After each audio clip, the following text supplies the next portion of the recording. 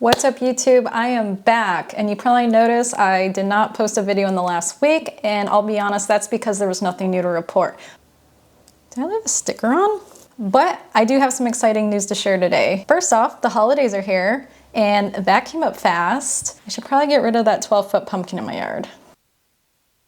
If you're new here and you missed it in my last couple videos, I am reviving an old Etsy shop that I put on vacation 5 years ago. And I am documenting my journey to making it successful again. And if you're curious, I do have some exciting news to share. First off, I finally got my first sale. As you already know, I love creating for people other than my husband. It just feels amazing to be able to do that again. So we'll be packing that order today. I also completed my 1 listing per day for 30 days challenge, and I think I'm up to 37 active listings, so I went a little bit over for extra credit. I'm obviously going to keep posting more listings as more ideas come up, more opportunities to be creative come up. We're definitely not done there. Speaking of which, I did do a few new holiday designs, so you'll see that a little bit later in this video. I know I'm a little late to the party, but you know it's better late than never. I know some more established shops like to start their holiday collections between September and October. I mean, Lowe's had out Santa Clauses in September. But hey, I'm only on day 31, so hopefully I get a little bit of a break on that. And then lastly, what else have I been up to? So Etsy does prioritize active shops, so when I do have some downtime, I like to look at my poor performing listings, and I like to play around with, you know, updating titles, updating tags that might be more relevant than the last tag that I used. I like to redo pictures and things like that. Because yes, getting your small business notice is not easy. I'm also using more tools. I'm using this tool called Allure. I'm also using eRank, which has a free tier. Definitely staying busy. So going back to my first sale, let's go ahead and get that order packed. So first things first, and very exciting, we're gonna go ahead and pack our first order, which is a cat themed book sleeve that somebody ordered. And I'm gonna go ahead and use this poly mailer that I sourced from Packagement on Amazon. I love that it's purple, which represents my brand, and then also it has these like cute cutout of oranges. And another thing I want to include with this order is some free stickers. So I'm going to pull up some holiday designs that I made this past week, and I'm going to include 2 stickers. One's going to be a cozy bookshop, and then the other one's going to be a snow globe sticker with a cute rabbit in it. And so let's get started on that. Oh, we also have to include some thank you cards as well. So I just realized that I only have one shot at this because I only have 1 piece of sticker paper left. Here goes nothing.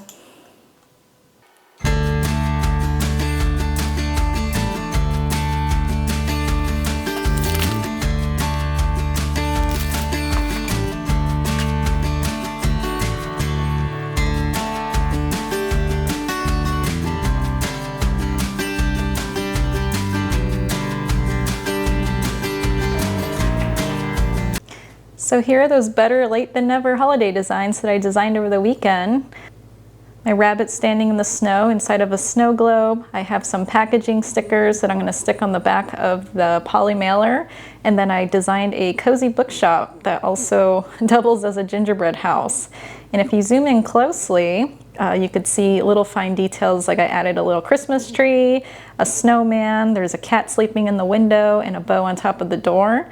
I just thought that was really cute, and hopefully she likes them.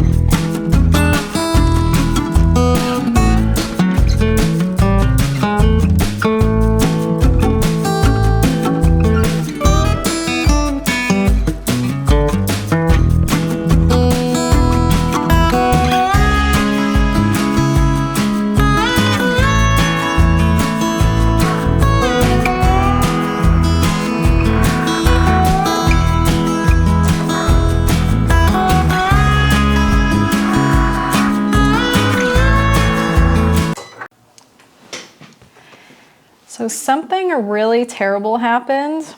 I don't think my Cricut is calibrated because look what happened. Like what? Look at this one. Like I can't use this. I cannot use this. But somehow my snow globes made it out unscathed. So at least I could still use these. Yikes. It's okay. There are some backup stickers I can include. How disappointing. So we are moving on to plan B in terms of freebies, which honestly, in my opinion, I think is way cooler. She's still gonna get the limited edition holiday sticker that I made, which features the rabbit inside of a snow globe that somehow made it out alive from my Cricut. I'm also including the support your local little library sticker, which if you're a book reader, you totally understand. These are little libraries that are popping up all over communities across America. And then of course, this Santa bookmark that I made. I think she'll really appreciate that. So let's go ahead and pack this all up and get it shipped. Well, at least my thank you cards came out okay.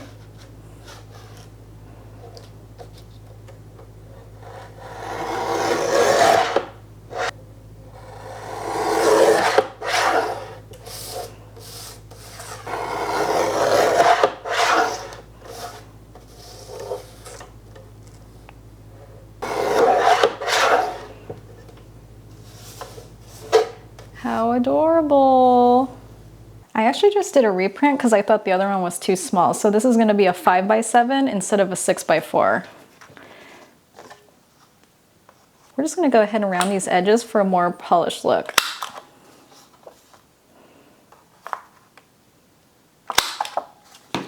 Perfect.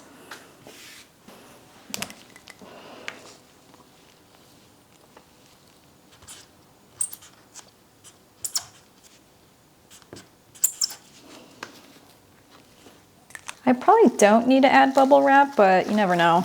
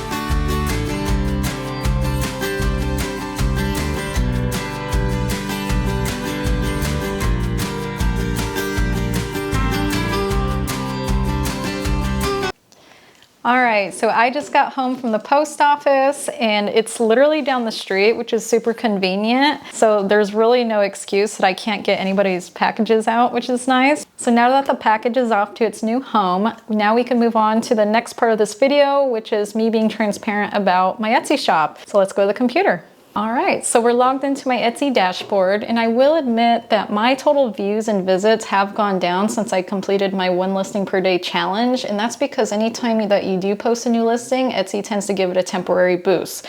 So I kind of dropped that about 2 to 3 days ago. As you could see, in the last 7 days, I've had 124 views, 97 visits, 1 order, and a grand total of $17 in revenue. Hey, that's better than 0, right? One thing that I did do differently, which, unfortunately I told myself that I would never do, is I did let Etsy ads run up until 2 days ago. So if I come into marketing, Etsy ads, here is where I'm at with that. I ended at 4,700 views, 82 clicks, 0 orders, 0 revenue, and $21.24 that I'll never get back. And there's actually a reason that I turned off Etsy ads. I know generally you should allow them to run for 30 days because it takes that long to see results in some cases, or at least I've read. But something odd was happening with some of my listings, and I'll explain why. So if I go into not advertise, because I'm not advertising anymore, this listing right here, for example, I did anticipate this being my best seller for a couple of reasons. So I did lower the price on it. I included free shipping. I updated all the pictures. Also, all my keywords are dialed in. They should be targeting people who are actually looking for a book sleeve, who are readers, who are in book clubs, things like that. You also get free shipping, which is great. And there's literally like a ton of pictures, like every angle you could think of this book sleeve. All of the pictures are really well lit. So you know exactly what you're getting. Now, going back to what was odd about this. So as soon as I turned it on, I noticed that I was getting a ton of views all of a sudden, and I was getting click after click after click. Now, at first I was like, this is great.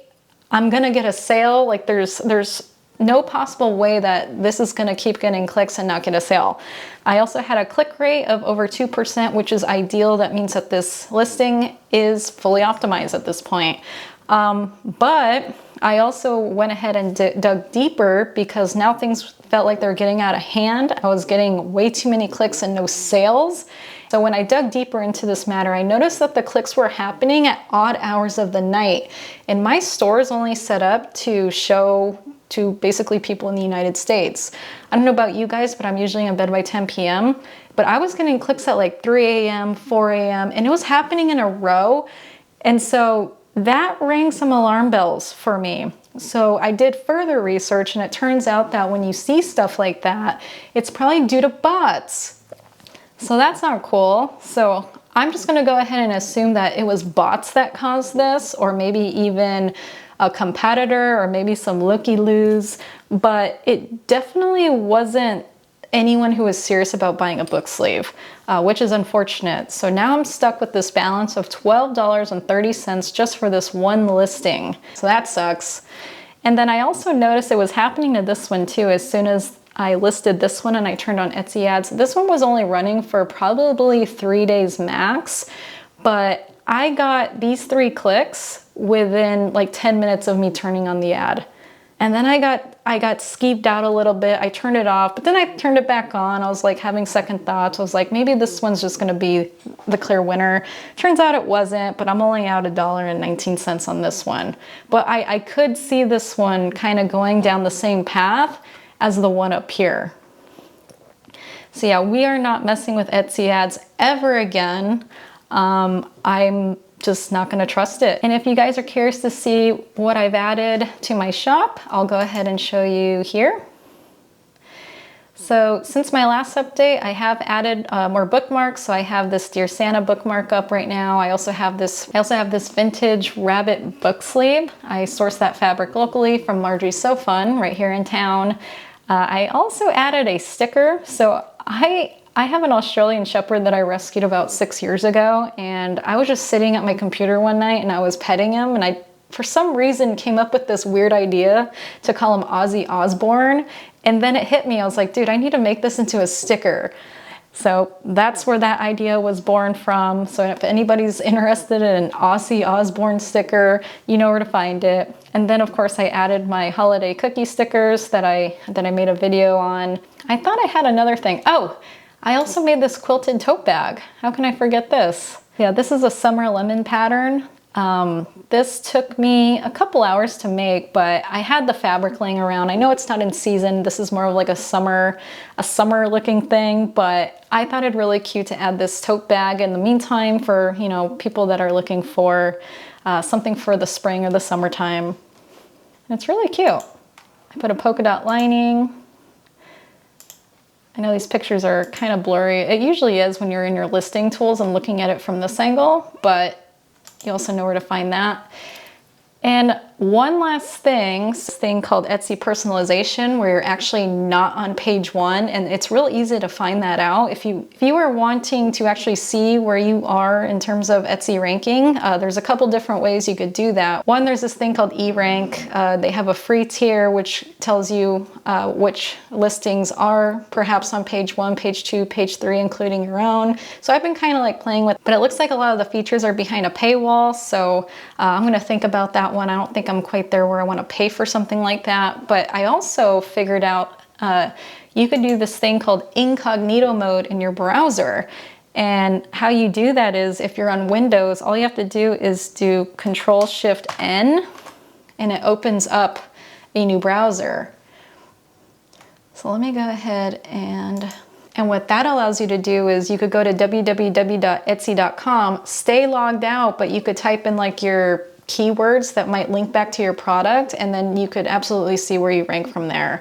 And when I did that, I found out I was actually on page 5 instead of page 1. Go figure.